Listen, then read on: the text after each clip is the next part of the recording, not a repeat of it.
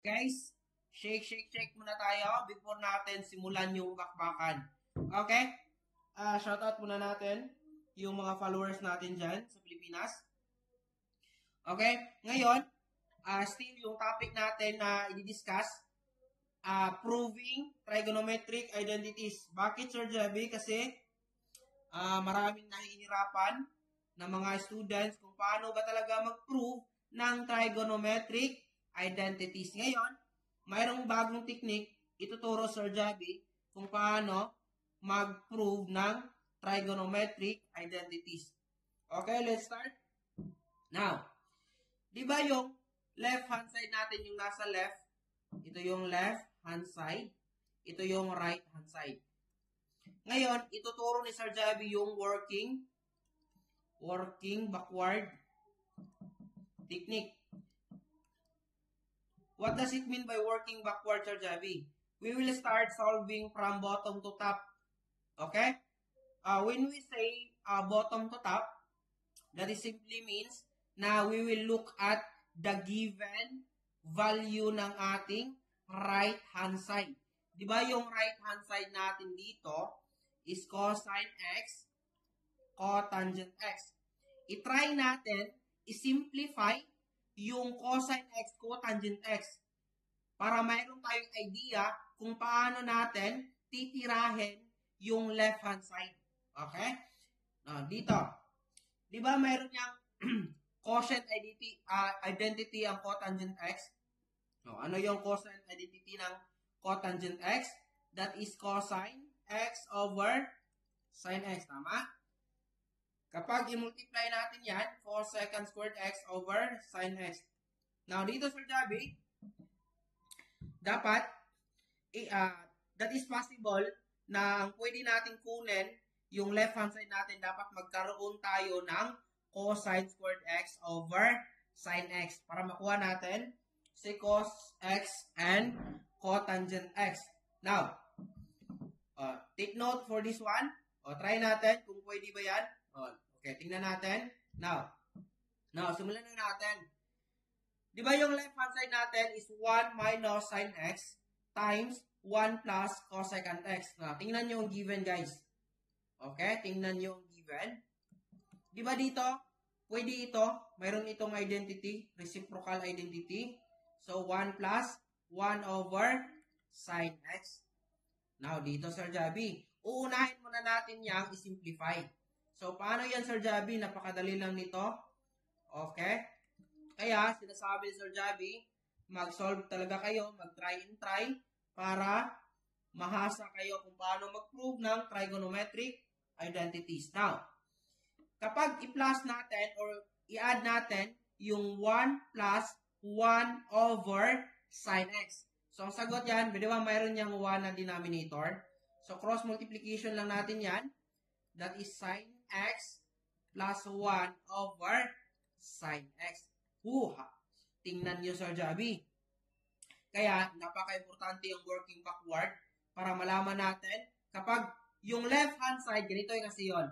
Ang left-hand side, we will simplify yung left-hand side natin from top to bottom. Yung right-hand side from bottom to top. Dapat mag-meet sila. Dapat mag-equal sila.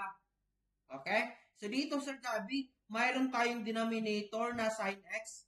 Dito kanina, mayroong sine x. So, is it possible? Possible ito na tama itong ginawa natin sa left-hand side. Mayroon kayong idea, di ba? Mayroong denominator na sine x. Okay.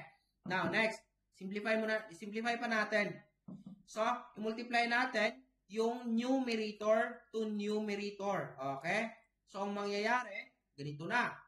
So, mayroon na yung denominator na sine x. Dito, kanina, Sir Javi, working backward, mayroong sine x. Dito, mayroong sine x.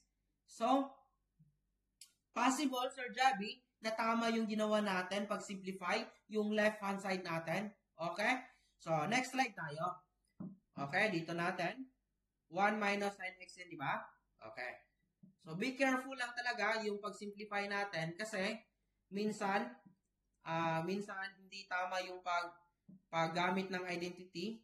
So, mahihirapan talaga kayo kapag hindi nyo alam yung mga basic identity. Kahit gaano pa kahirap yung tanong sa mathematics, we will always go back to its basic principles. Dapat alam natin yung mga basic principles niya. Okay, now, proceed tayo. Di ba kanina dapat meron doon tayong cosine squared x over sin x, di ba? Paano natin yung kinuha? Dito, sa working backward natin. Now, dito Sir Javi, i-multiply natin 1 times sin x, that is sin x. 1 times positive 1, that is positive 1. Negative sin x times sin x, that is negative sin squared x. Ito, negative sin x times positive 1, that is negative sin x over sin x. Okay, malapit na Sir Javi. Diba? Sin x, mayroon tayong minus sin x. So, cancel out na ito. So, ano na lang natira? 1 minus sin squared x over sin x. Dito, Sir Javi, cosecant squared x. Anong identity ito? 1 minus sin squared x.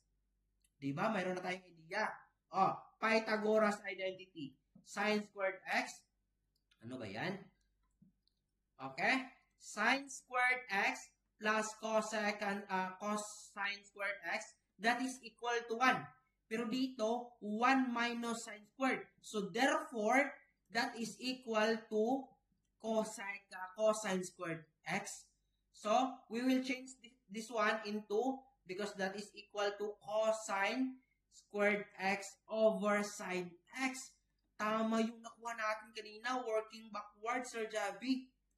So, dito, kapag i-simplify natin ito further, okay? Di ba? Okay, ganito. Cosine x times cosine x over sin x, tama? Dito, mayroon tayong identity. Cosine x over sin x. Ang mangyayari kasi dito, ganito na yan. Okay? Ang mangyayari kasi dyan, di ba? Cosine x over sin x times cosine x, tama? So, dito, cosine x over sin x, that is cotangent x, tama? That is cotangent x. That is cotangent x, then cosine x. Or, pwede din yan kasi commutative cosine x, cotangent x. Nakuha ba natin yung right hand side natin? Nakuha natin cosine x, cotangent x. Okay? Napakahirap, Sir Javi, pero bibigyan talaga natin yan ng solusyon. Okay? Napaka-effective talaga yung working backward, guys. Titirahin nyo muna yung right hand side. Try nyo simplify. Then, isimplify nyo yung left hand side para magkaroon kayo ng idea kung paano ito ipoprove yung mga trigonometric identities. Okay? So, nakuha natin na that is equal to cosine x, cotangent x. Nakuha natin dito ito. Diba? Shake lang pala ito. Okay, sa next video natin, magbibigay tayo ng mga difficult, hard trigonometric identities. Try natin kung kaya ba natin yan titirahin. Okay? Mag-standby lang kayo dito ka Sir Javi, guys. Maraming kalaman dito ka Sir Javi. For free. Walang babayaran. Mag-share lang kayo, guys. Okay? That is very helpful. Laking tulong yan sa akin kapag mag-support kayo kang Sir Javi. Okay? Shake.